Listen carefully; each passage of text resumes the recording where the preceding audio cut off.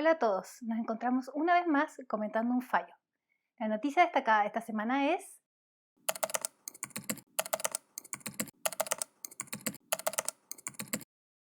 la calidad de funcionario público es incomunicable al resto de los participantes, y debido a que el tribunal de base no recalificó los hechos como estafa común, el acusado debe ser absuelto en aplicación del artículo 341 del Código Procesal Penal, pues solo se puede emitir condena respecto de un individuo únicamente por la calificación jurídica hecha en la acusación. La Corte Suprema acogió el recurso de nulidad interpuesto en contra de la sentencia dictada por el Séptimo Tribunal de Juicio Oral en lo Penal de Santiago, que condenó, entre otros, a un imputado a la pena de 5 años de presidio menor en su grado máximo y una multa de más de 40 millones de pesos, correspondiente al 10% del perjuicio causado como autor del delito consumado de fraude al fisco. Una de las muchas preguntas que siempre me suelen hacer a modo de broma, ¿verdad? Y yo creo que a muchos abogados o estudiantes de derecho se la han hecho, es la siguiente. Oye, Felipe, ¿y yo podría cometer un delito y no ir preso? Para responder esa pregunta, ustedes tienen que saber que tal cual como dice ese antiguo dicho que decían a veces nuestros abuelos, el diablo está en los detalles.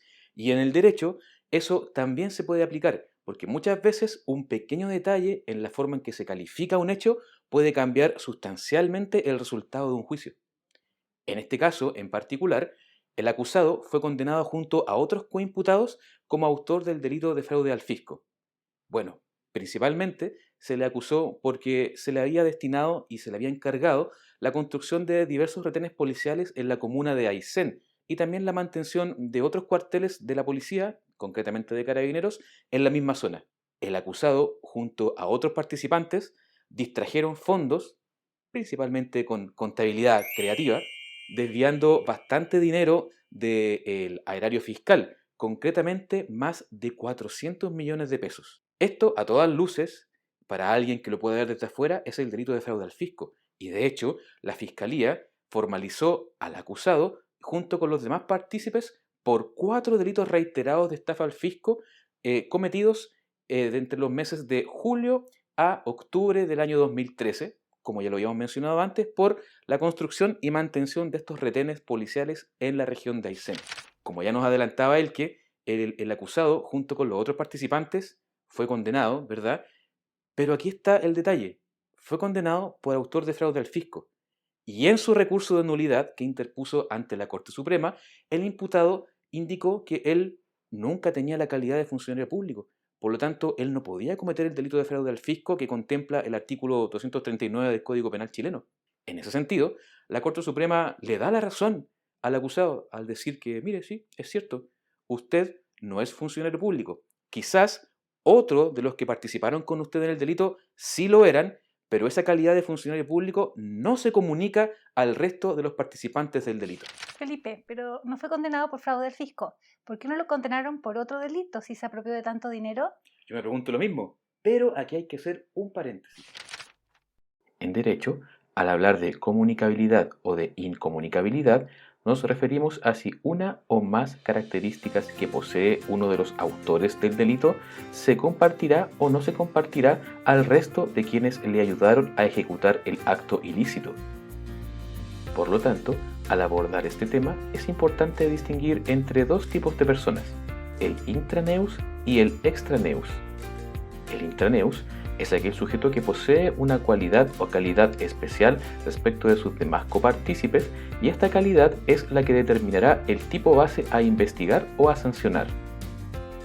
Por el contrario, el extraneus no posee esta cualidad esencial, por lo que se debe determinar si esta especial característica que posee el intraneus se le deberá o no compartir al momento de ser juzgado por el delito en que se encontraba ayudando al primero.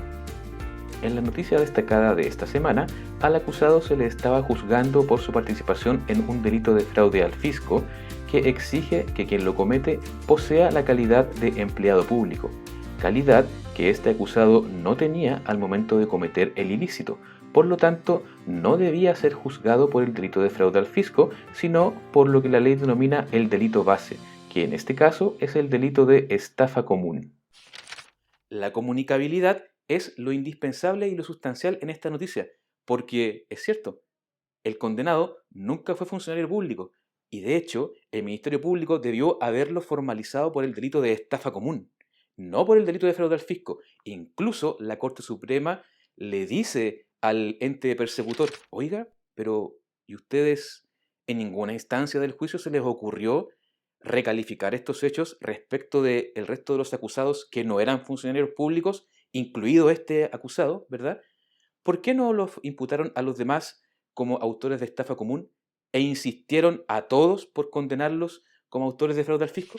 Finalmente, respondiendo a esa pregunta, la Corte Suprema indica que, como no se puede comunicar la calidad de empleado público de uno de los participantes en estas defraudaciones al resto de los que participaron en el delito, y como nunca se recalificó el hecho, nunca volvieron a imputar a estas personas como estafadores, es que efectivamente la sentencia es nula y esta persona finalmente fue absuelta. En mérito de lo expuesto, la Corte Suprema acogió el recurso de nulidad y, en sentencia de reemplazo, absolvió al acusado de delito de fraude al fisco al estimar que, si bien la doctrina mayoritaria, al tratarse de un delito impropio, sostiene que el particular puede ser sancionado por el delito común, defraudaciones en este caso, en la especie ello no es posible por no haberse llamado a debatir durante el juicio o luego de la deliberación del tribunal, conforme a lo establecido en el artículo 341 del Código.